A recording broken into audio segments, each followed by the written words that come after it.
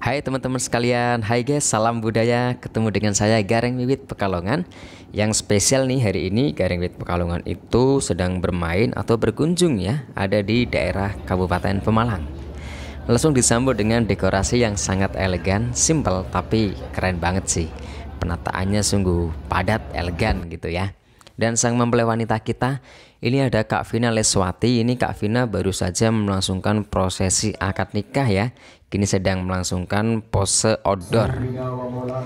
Karena acara sudah selesai dalam persiapan, sehingga wedding tradisi kali ini pun saya buka teman-teman sekalian. Seperti biasa, Gareng Wiwit Pekalongan bertindak sebagai seorang Pranoto Adicara atau MC Wedding Jawa. Kak Vina pun kini sudah berganti busana, menggunakan busana yang kedua ya. Kalau tadi busana akad itu memakai baju berwarna putih, ini untuk prosesi panggih pengantin memakai berwarna navy ya. Berkolaborasi dengan Anissa Suharsono Wedding Organizer yang punya galeri ada di Jalan Sulawesi nomor 56 Pemalang. Kedua mempelai pun kini berjalan dengan konsep dikirapkan gitu teman-teman ya. Prosesi panggih pun dimulai yang mana keduanya ini saling melempar daun sirih. Kita lihat. Nah, itu dia. Saling melempar daun sirih.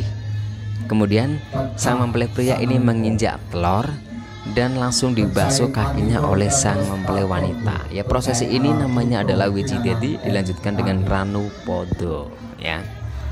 Dan keduanya kini ditarik oleh orang tua dari sang mempelai wanita untuk naik ke pelaminan menggunakan kain berwarna merah putih. Oh ya teman-teman, lihat gak itu ada satu orang yang memakai baju bukan navy ya.